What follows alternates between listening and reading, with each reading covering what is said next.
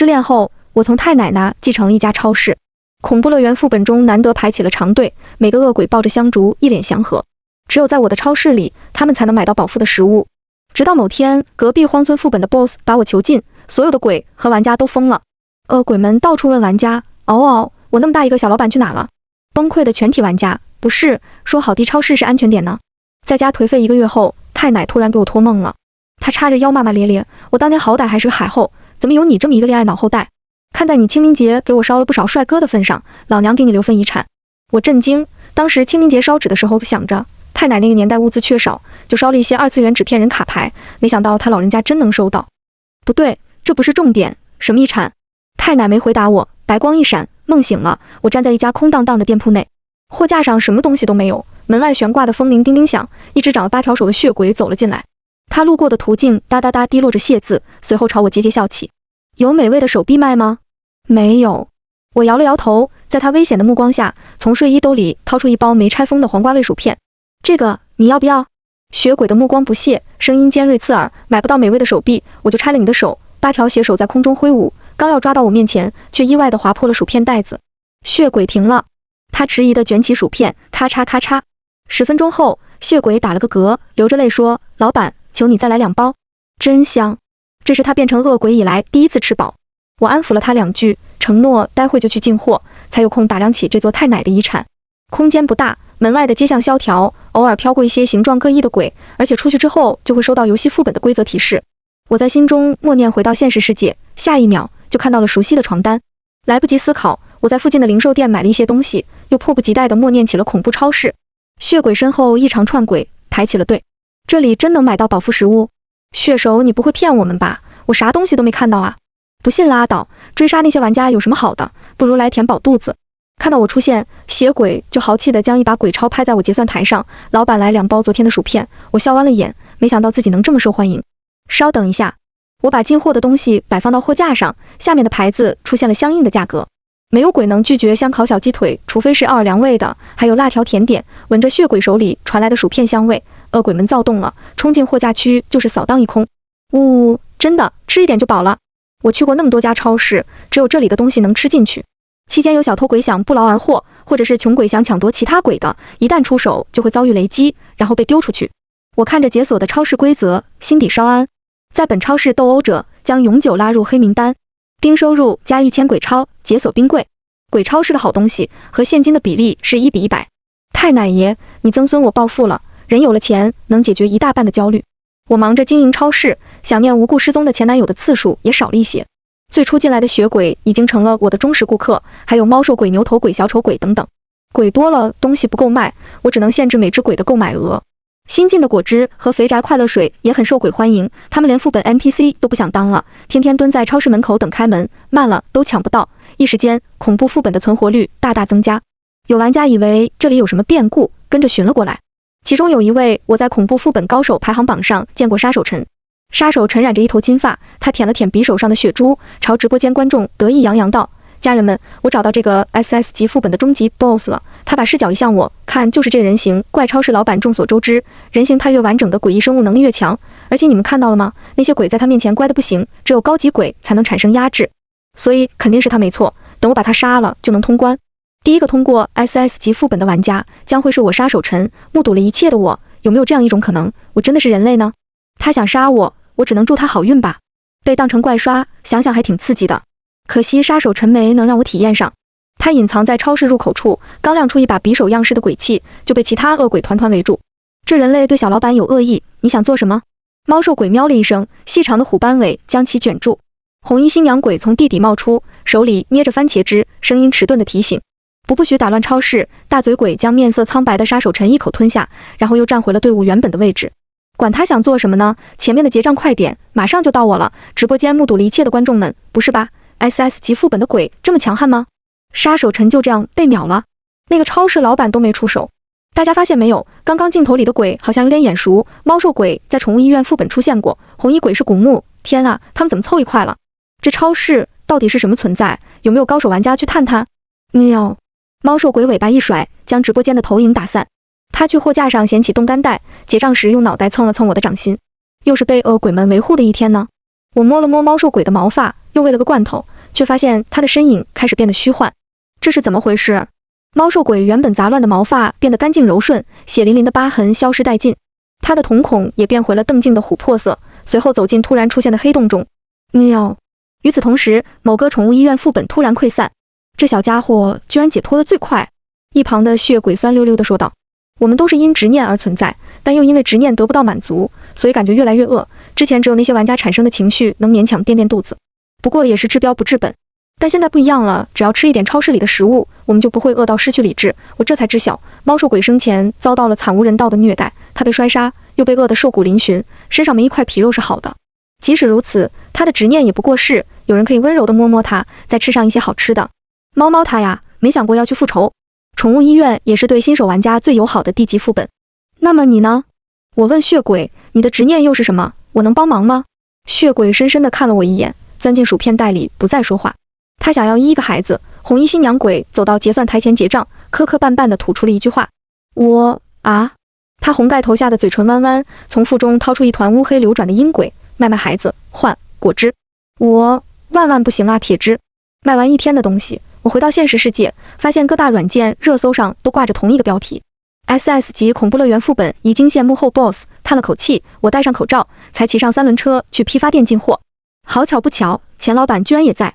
大腹便便的中年秃头男人打量了我一眼，开口就是一股阴阳怪气：“哟，小王如今在哪工作呀？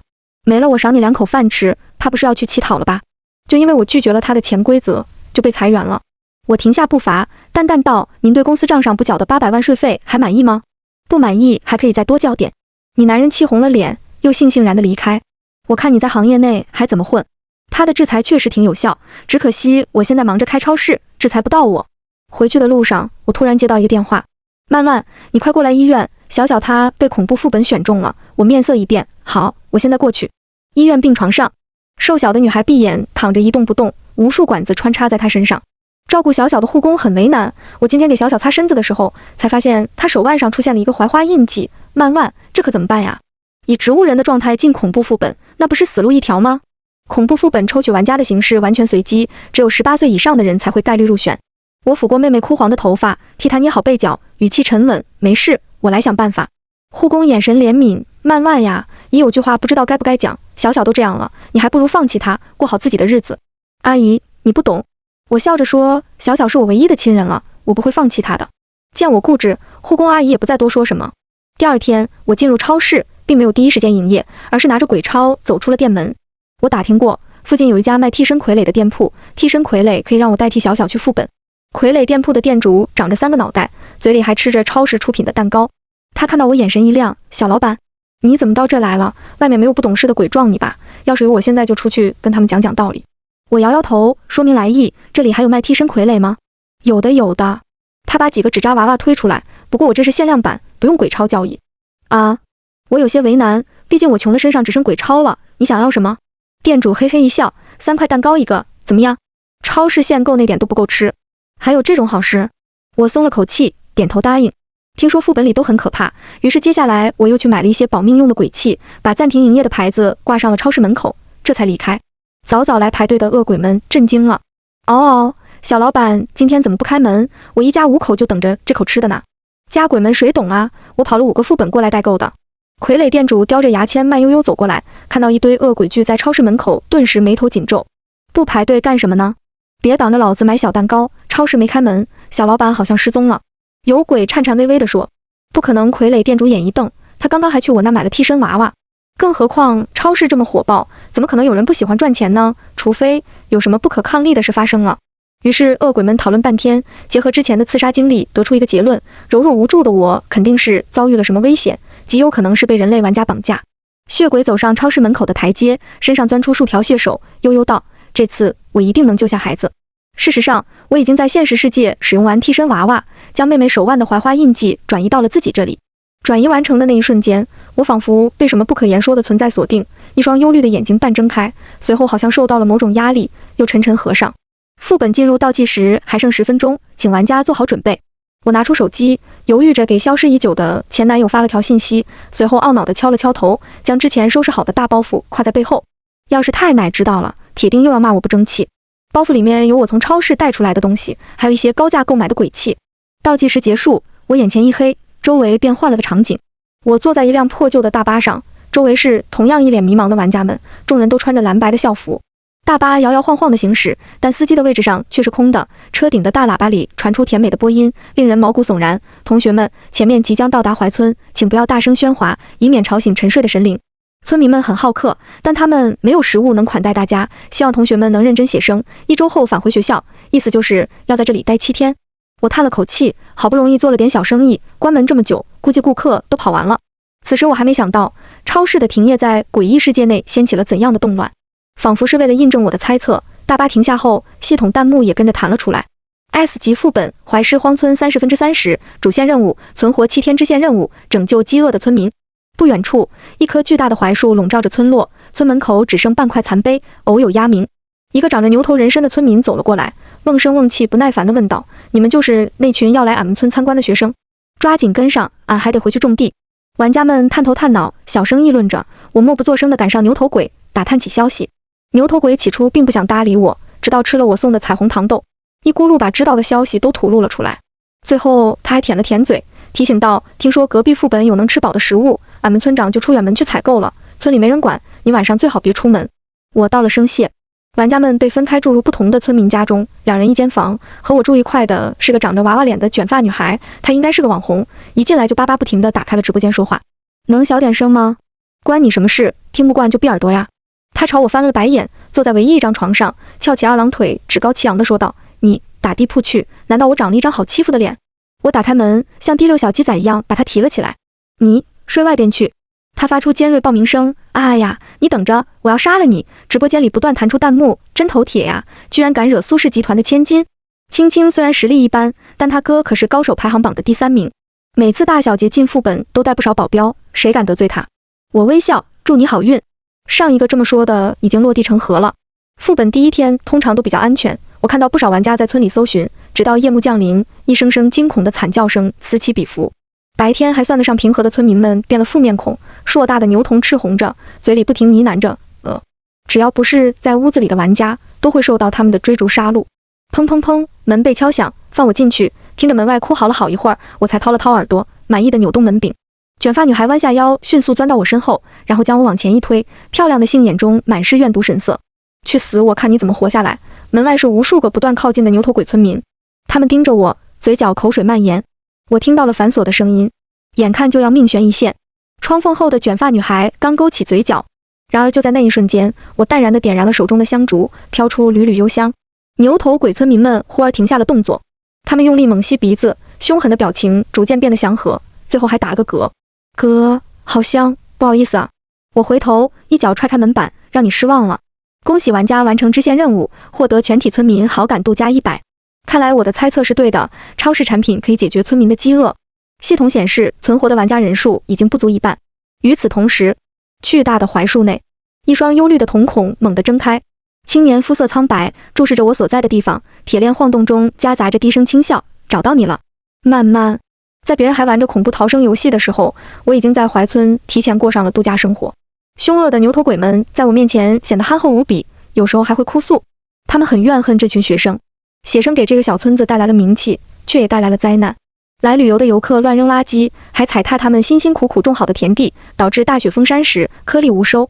所以当玩家以学生的身份进村后，牛头鬼们就黑化了。他们夜里赶人，白天就拖着玩家种地。玩家们也想反抗，然而打不过，根本打不过 S 级副本的诡异生物，等级都是3个问号，谁懂？烈日下，留有寸头的男生手拎锄头，愤愤不平地指着我问道：“凭什么他能躺平啥都不干？”牛大给了他一巴掌，瓮声瓮气地说：“对我们贵客尊敬点，你要是能给村里捐吃的，也可以啥都不干。”寸头男欲哭无泪，他倒也想，只不过不知道为什么，明明都是零食，连商标都是一样的，牛头鬼对他们的食品完全不感兴趣。我躺在太阳伞下喝汽水，给牛大塞了包咪咪虾条，乐呵呵没说话。超市出品，绝对保值。之前的卷发女也在田地里暴晒，我没杀她，不是因为心慈手软，而是我认出了那张脸。我曾翻过妹妹的同学照片，在她出事的那一年，班里有几个人转了学，这个叫苏青的女孩就是其中之一。我迫切地想知道相依为命的妹妹遭遇了怎样的折磨，可真相仿佛被一双无形的手挡住，无法深入探寻。如今有个突破口，自然得好好挖一挖。苏青利用自己在现实世界的身份，许诺了众多好处，又笼络了不少玩家当她的保镖。他不想再继续种田受苦，就指使众人来抢我的包袱，最好再把这小贱人的脸划花，手脚折断。终于要搞事了。我收好窃听的鬼气，设好埋伏，准备请君入瓮。槐村里除了荒田和瓦房，最多的便是槐树了。数十个人影躲藏在槐树上，等待着我的路过。你们确定那王慢慢会从这边走吗？当然，这可是我多离了2亩田，从牛头鬼那打听到的。讨论的众人没注意，身后的槐树枝丫突然晃了晃，有些高兴的意味。我内心数着3、2、1，假装没看到那些潜伏的玩家。他们也不傻，先丢下一张大网，然后拎着武器便冲了过来。我露出怯懦的表情，你们这是要做什么？呆，要想活命，把你身上的食物都交出来。寸头男手持砍刀威胁道。苏青反手给了他一巴掌，少废话，给我弄死他。既然这样，我只能和你们讲讲道理了。叹了口气，我准备启动地上的陷阱。就在这时，路边的槐树突然变得张牙舞爪，数不清的枝条蔓延，狠狠抽打在玩家们身上。啊！笼罩着村落的巨大槐树颤动，所有牛头鬼都跑了出来，惊恐地望着天际。巨大槐树忽然一分为二，从中走出来一道瘦削的身影。青年的手脚上都锁满了铁链，随着走动啪嗒响。此时忧虑瞳中满是戾气，欺负蛮万的人都该死。我目瞪口呆。等等，这不是我那网恋3年，前段时间却突然失踪不回消息的前任吗？虽然没见过人，但照片一模一样啊！没等我思考完，苏青就快要死了。槐树的枝条勒在他细嫩的脖颈上，因为窒息面皮涨红。救我，求你，我有很多钱，等等，别杀他！我阻止道。枝条停下了动作，青年哀怨地盯着我，慢慢联系坏人，怎么不关心人家？下意识的我解释起来，留着他有用，我需要问清楚一些事情。你是裴怀？一旁的牛大已经瑟瑟发抖，龟缩在角落，他小心翼翼地瞅了瞅贵客，你不要直呼鬼王大人名讳。裴怀轻笑，没关系，慢慢想如何称呼我都可以。果然，这个语气调调就是他。我走上前，反客为主，悲愤问道，你为什么不回我消息？知不知道成年人的世界3天不回消息等于分手？这都几个月了，咱俩掰了。裴怀长叹气，牵起我的手按在他心口处，听到了吗？这里没有心跳。我是一个怪物。因为我提出想要见面的要求，他便偷偷溜去现实世界，结果却被规则发现，强行封印在了荒村。通灵手机也在对抗规则的时候摔坏了，所以才没有办法回你的消息。如果不是我的出现，他可能会接着沉睡下去。我震惊，网恋男友突然变成鬼王 BOSS 怎么办？当然是物尽其用。在裴怀的帮助下，我成功提取了苏青记忆中关于妹妹的那一部分。看完后，我一言不发收掉了她的性命。太便宜了，我忍不住想，好像不应该让她这么便宜的死去。好不容易平安地度过了剩下的时间，裴怀似乎察觉到了我要离开的意图，开始囚禁 Play 模式。我看了看，没有手机，没有电脑，也没有零食，只有一张木床的槐树屋，有些心慌。其实我不反对你囚禁，但你能不能换个地方？这里好无聊。想去哪？比如我那1房1厅的出租屋。不行哦。青年眼尾嫣红，不断摩挲着我的后腰，忧虑瞳孔引人沉沦。我不会给慢慢离开我的机会。之前慢慢还说要和我分手呢，说不定一走就不要我了。异界恋，人家一点安全感都没有。那是气话懂不懂？本来以为我恋爱脑已经够惨的了，结果裴怀更恋爱脑，一时不知道谁更惨。哎，有没有好心鬼来救救我？走神间，我好像听到了不少熟悉的声音。咚咚咚，后续内容微信胡巴士，有东西在撞击槐树的树身，是血鬼在甩动着8条手臂，他的身后还有红衣新娘鬼、傀儡店主、代购回来的牛头鬼村长等等。恶鬼们面目狰狞，异口同声地喊着还我小老板。我怔愣了一瞬，没想到超市的顾客会出现在这里。一旁的裴怀杀意涌现，语气酸溜溜，我就知道慢慢肯定是最受欢迎的。胡说，明明我在现实生活中就是个小透明。阿怀，我认真地望向他，我得回去给妹妹讨个公道，还有超市等着我经营，我的生活里不能只有你。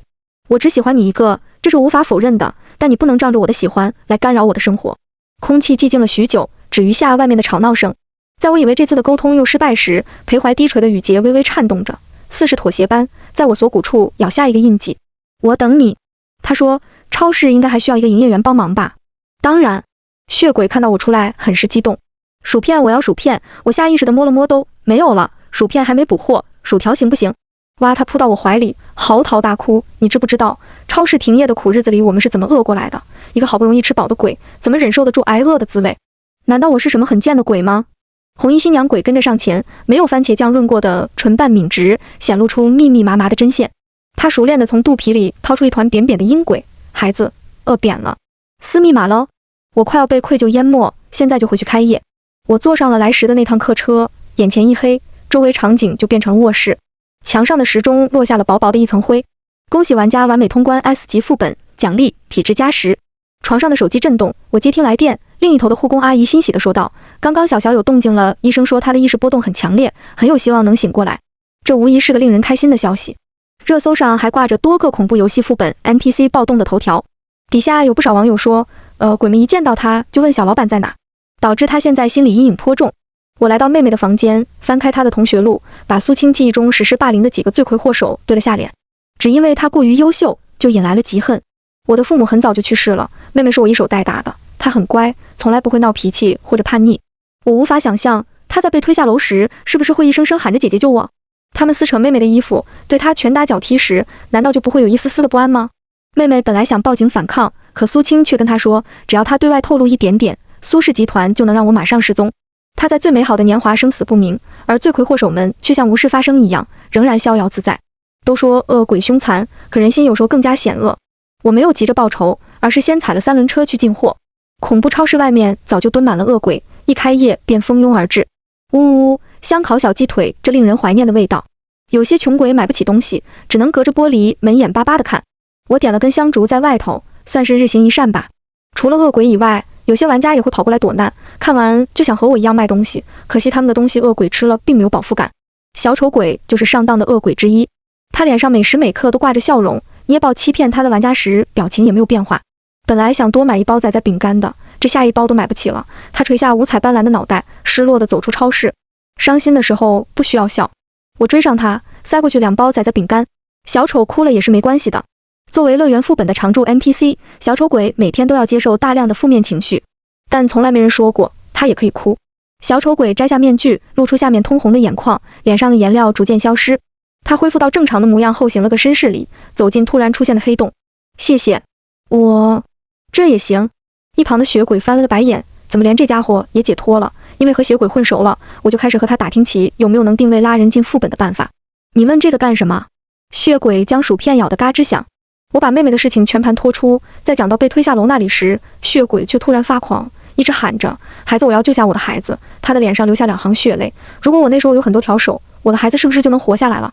血鬼原本是一个单身母亲，由于失败的婚姻，导致他对女儿的掌控欲极强，进行的也都是打压式教育。女儿喜欢追星，他就把所有海报和专辑都撕毁，斥骂其不务正业。后来女儿心理上出了问题，不停地向他求救，他却觉得是在无病呻吟。直到孩子以跳楼的方式来结束生命，他才知道自己做错了。我明明抓住了他的手的，血鬼眼神空洞，身后的8条血手又变回了一双。可是他掰开了我的手指，说：“妈妈，我想为自己做一次选择。”于是这变成了血鬼的执念。他抹去血泪，表情变回了平时的模样。我欠女儿一句对不起，我救不了她，她也听不到了。但这次我想救下别的小姑娘，拉人的事交给我吧。我摇了摇头，走到非食品区的货架上，抽出一张信纸递给血鬼。现在也可以告诉他，我柔和地说，听不到了，说不定能看到呢。恶鬼们的购买力真可怕。看着空荡荡的货架，我挂上歇业的牌子，带上血鬼写的书信，回到了现实世界。他的老家离我不远，我坐了2个小时地铁，把那封书信烧在了他女儿的墓前。听说你喜欢吃黄瓜味的薯片，没有人能代替你原谅。我想告诉你的是，你的妈妈现在也接受了你喜欢的东西。隔日开业时，血鬼已经有了正常人的模样，和我道别完，身影就变得虚幻。他走向突然出现的黑洞，朝我挥了挥手，谢谢你，小老板，我女儿她原谅我了。血鬼解脱了，我的拉人计划又泡汤。不得已，我又打印了一堆纸片人帅哥卡牌烧给太奶，双手合十祈求道：“太奶，麻烦您老人家行行好，把欺负小小的那群王八蛋都带进诡异世界吧。”当晚，太奶又给我托了梦，他躺在一个大帅哥怀里，一如既往的骂骂咧咧：“什么老人家？你太奶我永远18，真是的，找我远水解不了近渴，你不是谈了个鬼王吗？去找他解决。”我悟了。早晨醒来，我打开聊天框，纠结了许久才发出去一句：“在吗亲亲？”裴怀，你被盗号了，帮个忙。裴怀什么都没问就答应了，但我必须将能定位的东西送到那几个人附近。本来恐怖游戏副本抽取玩家都是随机的，现在要强行把指定的人绑定指定的副本，难度不亚于他来现实世界。更要命的是，我发现自己被苏氏集团通缉了。准确的来说，只要爆出关于我的消息，就能在苏氏集团那领一笔钱。被通缉的不只有我，在怀村副本内苏青直播时出现过的面孔都有了和我一样的待遇。看来苏青挺受宠，怪不得那般嚣张。除了苏青外，其他3个霸凌妹妹的人也都是权贵出身，其中有一个还是当红偶像团的成员之一。为了接近3人，我扮成了保洁服务员、狗仔等等混进去。有超能力，在一切都变得简单。终于，我等啊等，等到了他们看到副本印记时的惊恐表情。手腕上的 Joker 印记好像在嘲笑他们未来的命运。恐怖超市新推出一折活动，超市门口突然出现的巨大槐树下拉起了横幅。我站在收银台里，把霸凌者的照片贴在旁边，朝每一个结账的恶鬼推销道：只需要提供你殴打了以上几人的图片或视频，就能拿到1折券哦。如果能把他们嘎了或者绑到我面前，以后超市上架的新品有优先购买权，再也没有排队的烦恼。总之，人越惨，奖励就越丰富。恶鬼们陷入了疯狂。什么？吓唬玩家还能送券？居然有这种好事！机不可失，失不再来。在我的宣传之下，刚进乐园副本的玩家们遭到了恶鬼的友好款待。那几个少爷小姐抱团带了不少保镖，想为妹妹报仇的苏宁也进来了。尽管她实力强劲，但一拳难敌4手，一个个身上都挂了彩。该死，这群 NPC 怎么回事？剧情线都不走了。有保镖提议，要不然咱们去超市那躲一躲。据说那边恶鬼不会闹事，是个安全点。走！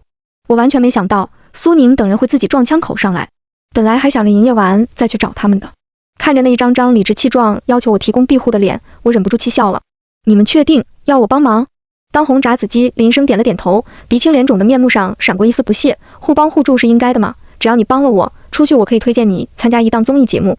我大步向前，一脚踹向他的胯间。那你可还记得王小小？因为拒绝了你的示爱，就被孤立的女生。转过身，我看向抱在一起瑟瑟发抖的双胞胎姐妹，巴掌左右挥动。你打了小小这边脸，还是那边脸？喜欢对称是吧？有人哭吼着，我们开了直播，我家里不会放过你的。保镖们全被不知从哪冒出来的槐树枝捆绑了。苏宁想冲过来救人，却被恶鬼们团团围住。杰杰，臭小子，你居然想欺负我们小老板！兄弟们上啊，干他！阴鬼趴在他身上，发出刺耳的哭啼声。红衣新娘鬼指尖挥动着针线，把他灵活的四肢缝了起来。傀儡店主用匕首割着纸扎娃娃，割一刀，苏宁身上就出现相应的血痕。远远还能听到他念叨着1折券，我要1折券。堂堂排行榜第3的高手，就这样憋屈地咽了气。至于现实世界的某几大集团公司，此时应该在接受清查吧。在做这一切之前，我早就收集好了罪证，送到了相关部门。当发现一只蚂蚁时，那里早已腐烂不堪。小小不是第一个受害者，也不会是最后一个。其中有许多无辜的受害者，再也没有办法为自己发声。擦完地板上的血迹，我望着乐园内突然变得晴朗的天空，拉起了裴怀的手。阿怀，走，我们去带小小回家。只要再参加几个副本，他一定能醒来。在现实世界，我是大家都会忽略的小透明，老板压榨的打工人，买不起房的房奴。而恐怖游戏里有乐于助人的好鬼，有我的鬼王男友。哪里恐怖了？这明明是我的快乐老家。随着钱包的富裕，恐怖超市也在一天天升级，能售卖的种类越来越多。有时候，恶鬼们吃了食物，就突然忘了执念而解脱。除了乐园副本，我还在好几个大的副本里开启了分店。近些日子，鬼界开启了一个人气榜投票活动，要恶鬼们投出最受欢迎的人选。第1名能得到神秘奖励。我还没开始拉票，就已经被送上了断层第1。为此，裴怀又吃了好几天的醋，导致我好几天腰酸腿疼。也是这个活动，让现实世界的管理者注意到了我。他们希望我能起一个衔接的作用，改善恶鬼和人类的关系，提升副本生存率。我没拒绝。打开直播间，我看着从官方消息内不断涌进的观众们，轻笑道：“你们好，我是恐怖超市的老板。今天来和大家讲一讲如何消除恶鬼们的执念，顺利通关。”我醒来的时候，正看到姐姐正对着手机视频嗤笑。当了好几年的植物人，一时半会没反应过来，直到视频对面的未来姐夫咳了声：“曼万，你看背后。”姐姐这才发现床上的我不知何时睁开了眼睛。她本来是个情绪内敛稳重的人，见到我醒来，竟没忍住哭红了眼。那些惨痛的记忆对我造成了不少影响，我花了一段时间才从阴影中走出来，重新适应如今的生活。恋爱脑姐姐成了知名的博主，据说副本通关率100%，恐怖如斯。但是为什么排行榜上顶着的是我王小小的大名？嗨，还不是为了让你醒来。姐姐揉了揉我的头，傻丫头，只有用你的名字，通关奖励才能在你这。怪不得一醒来就感觉身体里的力气能打死一头牛。姐姐虽然说的轻松，但我知道她一定受了不少苦，不然怎么会跑到恐怖副本里开超市呢？昔日欺负过我的人都已经销声匿迹了。姐姐说我们得感谢太奶，不能忘了经常给她老人家烧点帅哥。我不理解，但我大为震撼。没想到在烧完帅哥的当天晚上，我就梦到了他老人家。说什么来着？哦，好像是说在恐怖世界给我留了点遗产。想到这，我掀开被子，匆忙跑进隔壁的房间。姐，我好像继承了一家衣铺，未来霞光万丈。我要努力赚钱养姐姐。